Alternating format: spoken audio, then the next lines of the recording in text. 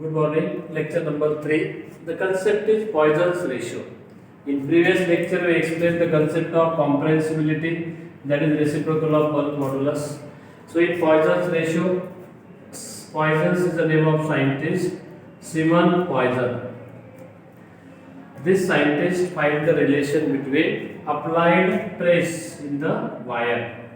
So, when wire is elongated by application of load, see here, this is the wire having original length is capital L. When we apply some external load on the wire, the length of wire become increases. So the delta L represent increasing length, and the effect is that diameter of wire become decreases. So this is small d, we call decreasing diameter. Original diameter ये capital D. Capital D is the original diameter, small d is an increasing diameter. Here is the original length, delta L or small l, we call it is increasing length. तो यहाँ पे दो strain हुआ है, laterally as well as longitudinally. So see the definition of Poisson's ratio: within elastic limit. Within elastic limit, the lateral strain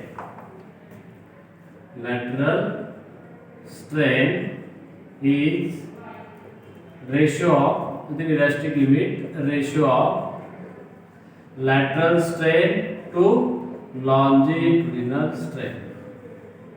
Lateral strain to longitudinal strain is constant.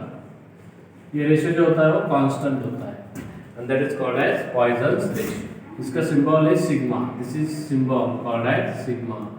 तो equation आएगा फिर sigma equal to lateral strain divided by longitudinal strain. We call it equation number 1. Now from figure, what is lateral strain? Laterally क्या change हुआ है? Diameter. Capital D, small d. So small d is a change in diameter. Capital D is the original diameter. This is decreasing diameter. Decreasing diameter. Capital D जो है वो original diameter है. Original diameter of wire. Capital L है उसका original length और small L है increasing length. Small L is a increasing length of wire. So therefore lateral strain is D by D and longitudinal strain, longitudinal आएगा small L by capital L. तो substitute this to value in sigma, तो sigma आएगा D by D upon L by L और sigma equal to d by d into capital L by small l. This is the equation of sigma. Small d, capital D into small l, called as equation of Poisson's ratio. This is called as equation of Poisson's ratio. So sigma is the ratio of similar quantity, strain. Therefore, it is a pure number. It has no unit and dimension. इसको unit में नहीं होता, dimension में नहीं होता. It is a pure number for Poisson's ratio. Clear? Now next explain behaviour of wire under increasing load. Behaviour of wire under increasing load. Increasing load. तो जब हम वायर को इलोंगेट करते हैं, we apply the external load on the wire. अभी wire को हमें elongate करना है. we apply the load till they break. Wire break होने तक हमें उसे क्या करना है? elongate करना है. लोड अप्लाइड है मतलब ट्रेस अप्लाई होगा, स्ट्रेन डेवलप होगा, length increases when force increases. तो उसका एक ग्राफ आपको दिया है, that is called trace versus strain curve. Trace versus strain curve. And this curve represent various points on that curve. This is the x-axis, इसके ऊपर strain है. This is y-axis, इसके ऊपर strain है. और nature of graph is like this. This is the nature of the elongation, that is graph, stress versus strain, starting from origin. तो पहला जो पॉइंट आपको आता है यहाँ से यहाँ तक, that is the starting point, we call it is A, this point is B, यहाँ पे सी है, finally D. So this are the various point on that wire. और इस पॉइंट को आप अलग अलग पॉइंट से रेफर करेंगे। तो पॉइंट ए जो होता है that is known as proportionality limit, इसे प्रोपोर्शनैलिटी लिमिट कहा जाता है। तो प्रोपोर्शनैलिटी का मीनिंग जो होता है, when we apply the load on the wire, जैसे हम लोड अप्लाई करेंगे वैसे ट्रेन डेवलप होगा, मतलब stress increases, strain also increases. So stress is directly proportional to strain, जितना ट्रेस अप्लाई होगा उतना स्ट्रेन डेवलप होगा। So that's why it is called as proportionality limit, trace directly proportional to strain। Second point जो आपको दिया है B, that is elastic limit। B point जो होता है वो इलास्टिक लिमिट है। और इलास्टिक लिमिट का मीनिंग है, अगर हमने यहाँ पे अप्लाई किया वाला लोड रिमूव कर दिया, when all loads are zero, wire back to original dimension, मतलब wire show elastic property, that is called as elastic limit। After that the new point is obtained, that is called C point। यहाँ पे जो C point आपको दिया है, यहाँ से सीधा एक लाइन हम ड्रॉ करेंगे स्ट्रेन एक्सिस के ऊपर, तो ये न्यू पॉइंट आएगा। और ये जो रीजन आपको बताता है that is called plastic region. ये वायर का क्या है, प्लास्टिक बिहेवियर है। इसके आगे ये टोटल प्लास्टिक बिहेवियर है और इसके बिहाइंड है इलास्टिक बिहेवियर। तो ये जो पार्ट है this is called as elastic behaviour of the wire. So that means after crossing the point C, एक बार हमने पॉइंट C को क्रॉस कर दिया तो wire not return to original length, उसमें कुछ स्ट्रेन जो होता है वो परमानेंट होगा, मतलब elasticity decreases, plasticity increases. Again wire loaded continue till the break, तो लास्ट पॉइंट आपको मिलेगा यहाँ पे, इसे ब्रेकिंग पॉइंट कहा गया है और it is also called as fracture point. It is also called as fracture point or breaking point of the wire। तो यहाँ पे वायर ब्रेक हो जाता है, उसके दो स्मॉल एलिमेंट में कन्वर्शन हो जाता है। सो this is the behaviour of wire under increasing the load. आपको 4 पॉइंट का इक्वेशन देना है। इनिशियल ग्राफ लिखेंगे आप, O2A graph is straight line, यहाँ से यहाँ तक क्या हो जाएगा, स्ट्रेन जितना बड़ा उतना स्ट्रेन डेवलप होगा। So stress directly proportional to strain.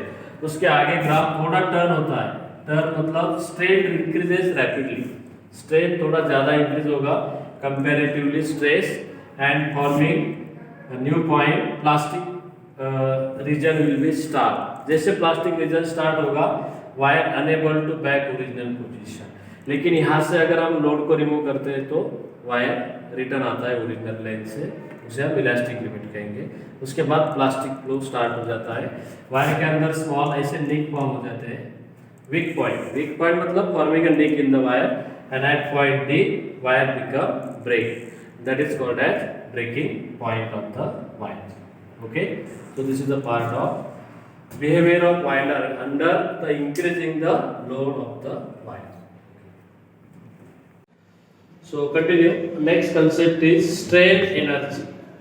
strain energy, जब हम वायर को लोड अप्लाई करते हैं तो we do some work, wire के ऊपर हम क्या करते हैं, वर्क डन करते हैं by applying the force। तो वो जो वर्क होता है वो स्टोर होता है potential energy in the wire, तो उसे हम स्ट्रेन एनर्जी कहते हैं। So see the definition of strain energy, the elastic potential energy, elastic potential energy gained by wire during elongation, मतलब वायर को लेंथ इंक्रीज कराना, उसे इलोंगेशन कहा जाता है। और इलोंगेशन कब होगा, due to applied force during elongation by stretching force, that energy is called as strain energy. Okay, definition के बाद उसका एक्सप्रेशन है, what is the expression for strain energy. So see here, again there is a wire is suspended by rigid support, original length है wire का capital N, so consider a wire N, that is original length of wire, small n जो होगा that is total elongation है उसका, total या फिर full elongation, produce in the wire, total elongation या applied force, total force हमने apply किया है उसकी वैल्यू कैपिटल या, और ये होता है cross section area of wire, capital A, area of cross section of wire. ठीक है, अब वायर को हम इलॉन्गेट कर रहे हैं तो पहला प्रोडक्ट होगा उसमें लॉन्जिट्यूडिनल ट्रेस, और लॉन्जिट्यूडिनल ट्रेस का फार्मूला होता है applied force upon area, and second है लॉन्जिट्यूडिनल स्ट्रेन, लॉन्जिट्यूडिनल स्ट्रेन होता है elongation, change in length upon original length, तो इससे मिलेगा हमें Young's modulus Y, capital Y is symbol of Young's modulus, और उसका फार्मूला होता है longitudinal trace divided by longitudinal strain। now substitute the value, ये दोनों वैल्यू पुट करो तो इक्वेशन मिलेगा हमें f by a upon l by n, या फिर f by a into capital L by small l, so this is the value of f y। so what is value of capital F, तो capital F क्या मिलेगा, y capital A small l divided by capital L, this is the total force required for full elongation. या अगर हम small force consider करेंगे, suppose आपका elongation इतना ही हुआ है small x, so let x with a small displacement, x small displacement है, so therefore force is small m, तो उसके लिए हमें स्मॉल फोर्स लगेगा, तो स्मॉल फोर्स के लिए फॉर्मूला आएगा small f equal to Y A, X modulus same रहेगा, a सेम रहेगा, खाली l की जगह आएगा x divided by capital F। Equation number this is 1 and this is 2। Now again wire displace with small displacement, और आगे हमें थोड़ा वायर को पुश करना है नीचे, स्मॉल डिस्प्लेसमेंट dx, तो हमें वर्क डन करना पड़ेगा, तो वो वर्क डन देखो, for displacement dx work done is given by, work done is given by, तो वर्क डन का फार्मूला क्या होता है, small force into small displacement, f into dx, so put the value of small force that is y ax by n into dx, so this is the small work done for displacement dx।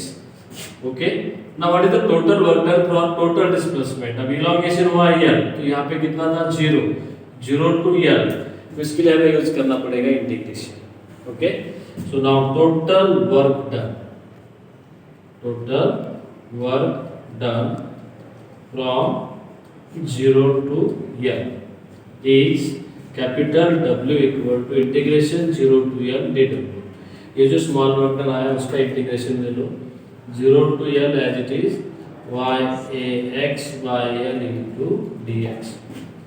अभी आपको क्या करना है, constant term integration से बाहर लेना है, बराबर है, तो y constant, a constant, l constant, तो क्या आएगा फिर total work done equal to y a by l constant, integration में आएगा 0 to l x dx, 0 to l x dx, so y a by l, इसका इंटीग्रेशन, एक formula आपको integration का x raised to n dx, what is the formula of integration x raised to n dx, plus x raised to n plus 1 upon n plus 1, बराबर है plus constant, so it is x square by 2 limit 0 to l, so y a by 2l x square 0 to l।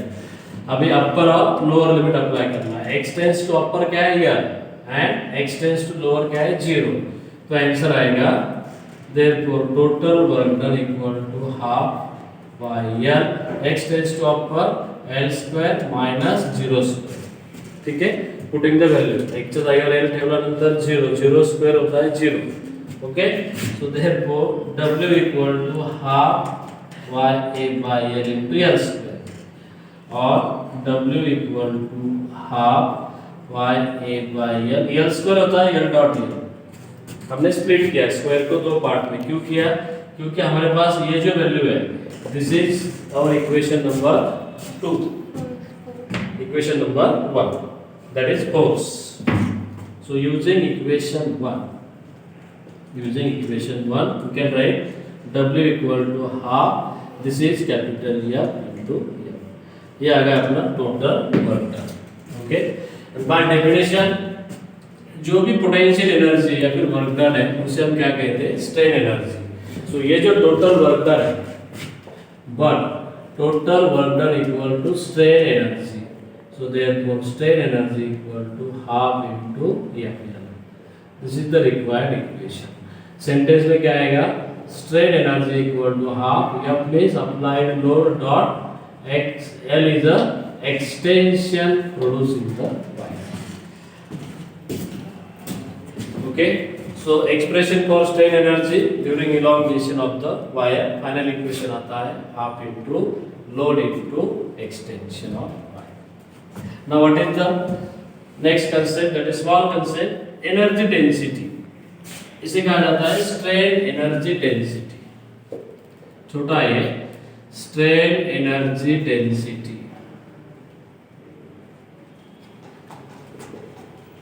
आपको volume density पता है, mass upon volume. Linear density पता है, length upon area. Similarly strain energy density जो होता है उसका symbol है कैपिटल U और डेफिनेशन है strain energy per unit volume. जो भी स्ट्रेन एनर्जी उसे वॉल्यूम से डिवाइड करो, आपको मिलेगा स्ट्रेन एनर्जी डेंसिटी. तो strain energy density equal to strain energy divided by volume of wire. So substitute the value strain energy density. Strain energy कितना है, half into Fl. वही formula continue करना है. Upon volume that is area into length. ये जो wire है इसका original length है, cross section area A, L is the volume of the wire. Cylindrical body है इसलिए area into L.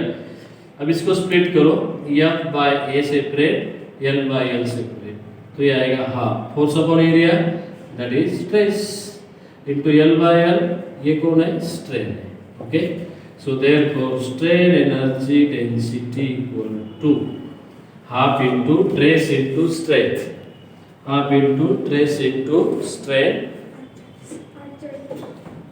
second form y का फॉर्मूला होता है Young's modulus stress divided by strain.